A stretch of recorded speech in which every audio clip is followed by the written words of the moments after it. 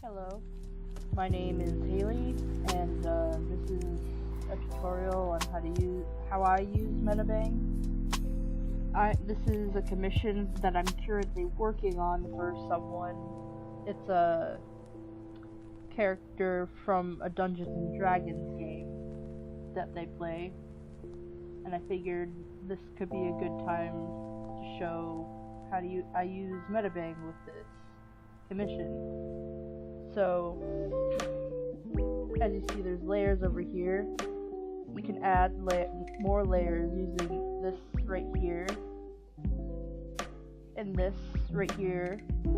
It merges the layer above down to the layer below it, and this here duplicates a layer, and this is to delete a layer, obviously. So, there's a way of using clipping here to change colors. Now, I'm gonna demonstrate this by, this isn't gonna be the pants color, but let's say I take red here and expand this a bit. Let's color this in using the pen brush. And just colored in like that. And if you're wondering how I selected this area, I used this magic wand tool and selected the area. If you want to select more areas, you hold down shift.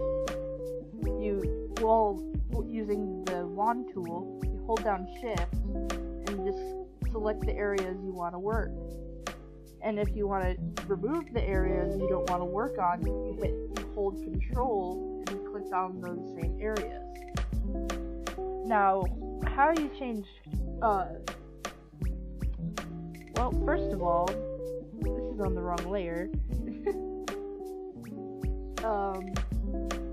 If you want to change colors of something without having to just go either, well, there's two ways you can change a color. The first way I know is making a new layer on top of the color layer, making it a clipping layer, then selecting your new color and going over it with the pen. That's one way of doing it. But another way of doing it is going to filter, hue, and you can change the hue using the sliders. It's pretty easy. And you can also change the saturation of the color and also the brightness, making it either darker or lighter. Okay. If you have trouble with making clean and straight lines, there's this thing over here called correction. I use this all the time because my hands shake a lot. At 0, it's very, it's just very not straight at all. And like, you can easily make very bad lines using that without correction, unless you have a lot of practice with doing straight lines. However, if you change the correction up to whatever level you want, depending on what your shaky hands are, that made sense, it helps, it slows down the line, and it helps you have smooth lines. Now, I'm gonna show you this. This is my sketch layer that's underneath my line art. And I'm going to show you how this correction helps with making clean lines. So, I'm going to go in and start lining this the best I can. It doesn't have to be perfect at the first time, as long as you know it's your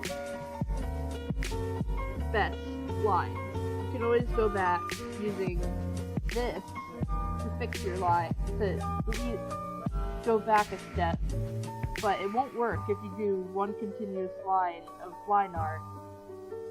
And because once you do that, and you hit the back arrow, it goes away. And then, another thing is, if you want to change the size of your canvas, you just go here, and you can go in inches, centimeters, or pixels, whatever is your preference, and you can change the size. I'm not going to do that because the size has to be a specific size for this person. And there's another thing you can do is to increase or decrease the size of the image itself, and not, like, it makes the whole thing bigger. I have this at 3648 because I plan on putting it back down to its original size, which was 18 by 24 for a mid-sized poster, because the commission here is going to be for a poster. Another tip is these on the sides here, they're very useful. This is the eyedropper tool to pick colors that you need. This right here is the eraser, obviously. This right here, you can have a line. You can have whatever this is. I haven't mastered this one yet, but it's used to make your own shape. And then there's this, where you can have curved lines if you're not good at making curved lines. And then this is to make squares. This one right here is to make circles, and etc, etc. Oh god.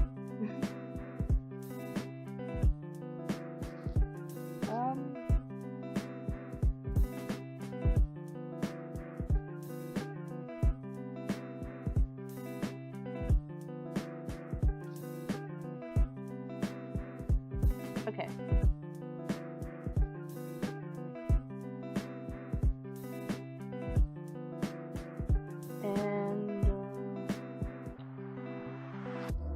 Oh, and this one right here is a gradient tool.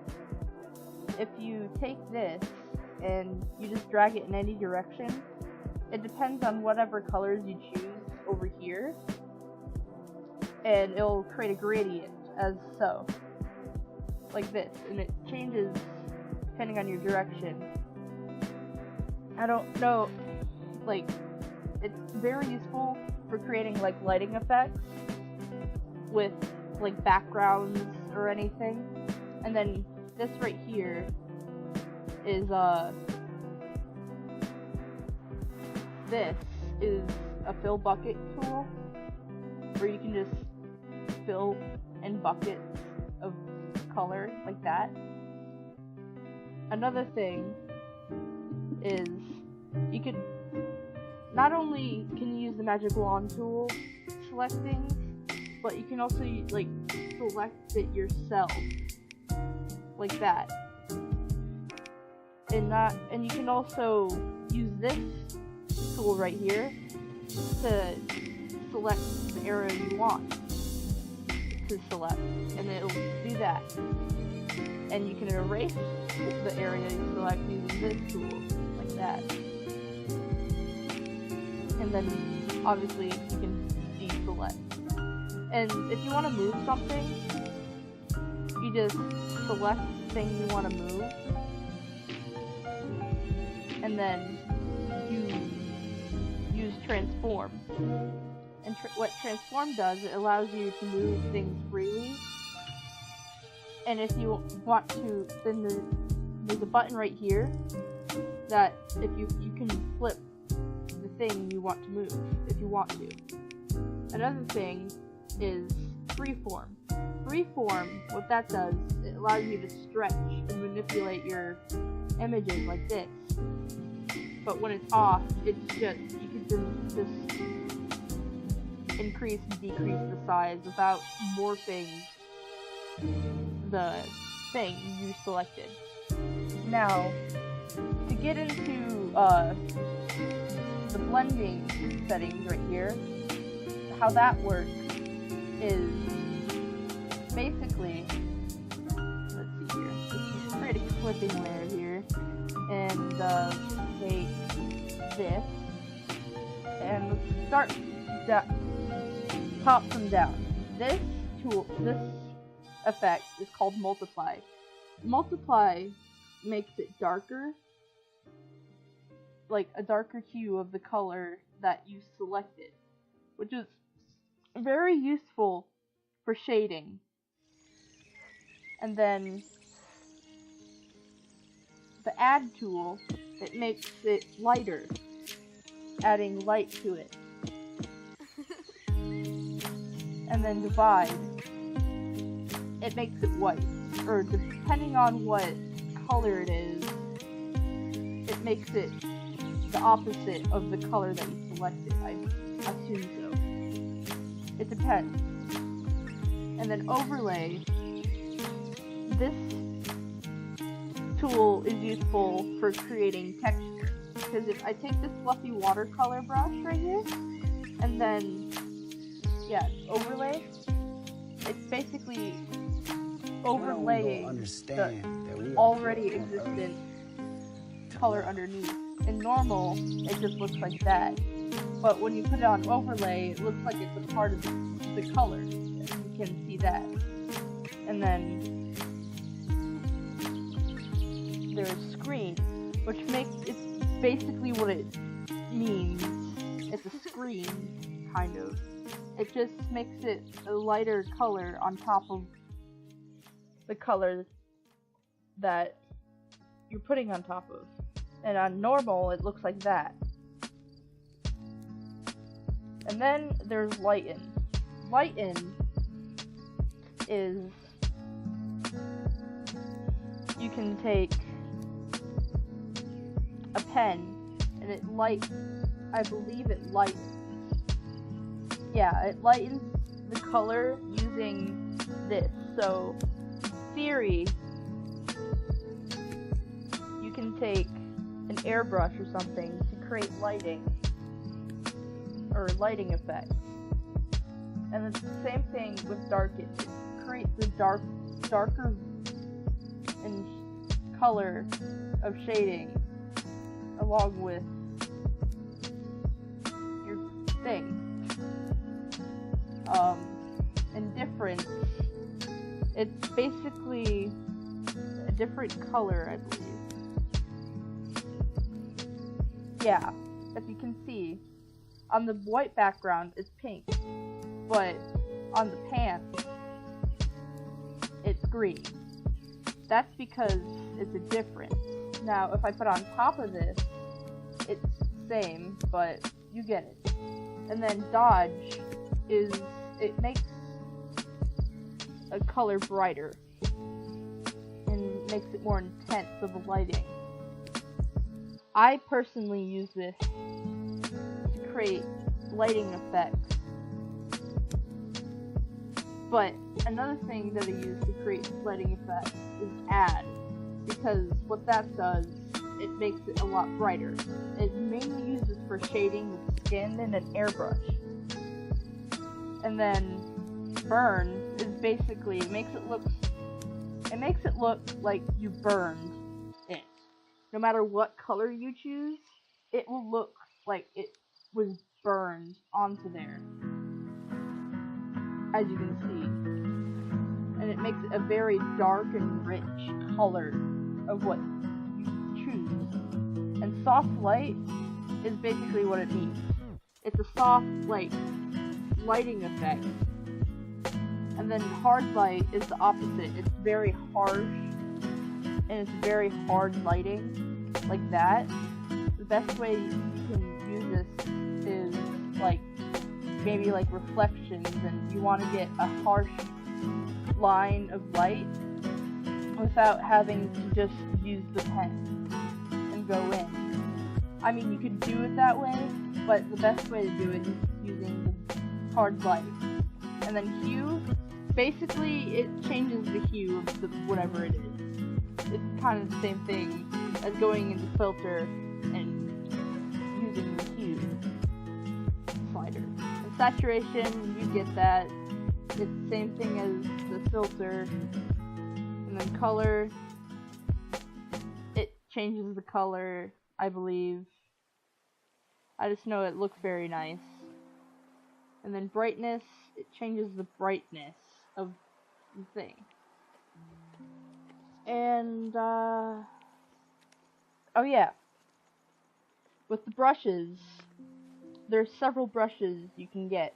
These are the ones I have at the moment, but in this little this little thing right here, if you click it, it opens up a tab that will show you all the brushes in the program that you can download for free.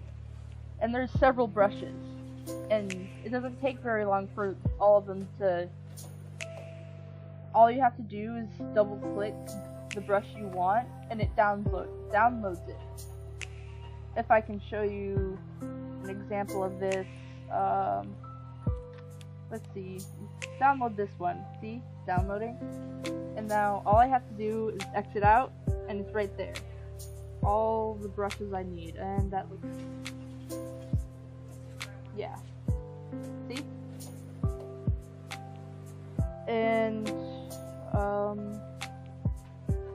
on this right here, you can change the size of your brush and the opacity.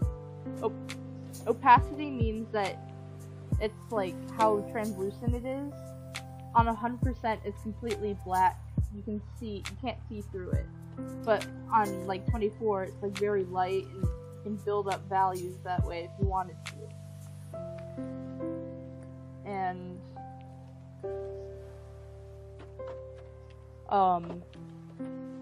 and this brush size thing, it makes it easier for you to find your set brush you used previously. Like previously I used the 15 size for the line art, but if I wanted to I can change it to 1000, and the size of it, like 1000 could be gigantic depending on the size of your canvas. Because if I change the size of this canvas and put it to 1000, it would be a lot larger than the canvas, and it's a lot easier to color in areas that way, but I wouldn't recommend doing that. It'd be a lot easier to fill bucket it. And then this is the brush preview. You can see the size and what it looks like. And then right here, you can change your color and all that. And then you can change, there's a secondary color here that you can choose that's mainly useful for the gradients. And if you ever find any of these over here missing, you can always either go in the tool, or the window.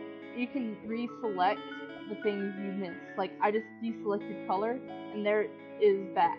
And there's palettes, there's a reference if you'd rather have your reference picture right up where you want it, right in the program, so you don't have to keep checking back and forth. And this tool right here, it's used to help make lines, if you wanted to make lines. It's the same for all of them.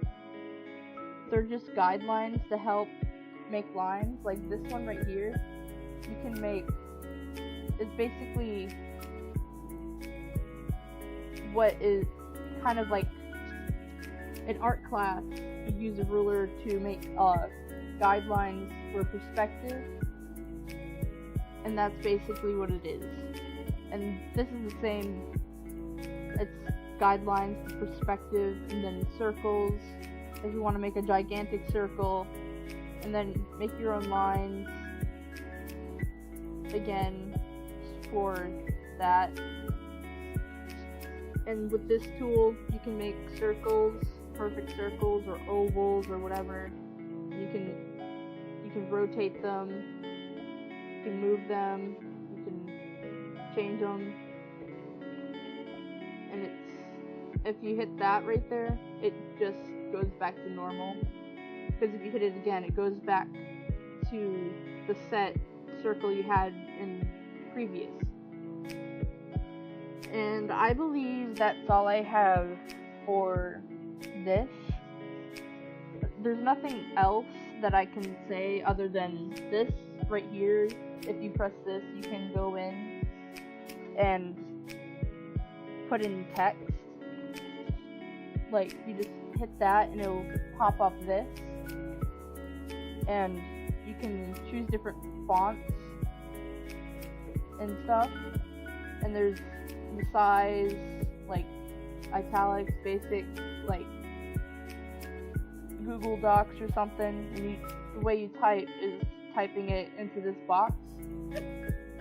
And once you do that, you just hit OK and it will be there. And that's all I have for here. I hope you enjoyed my video.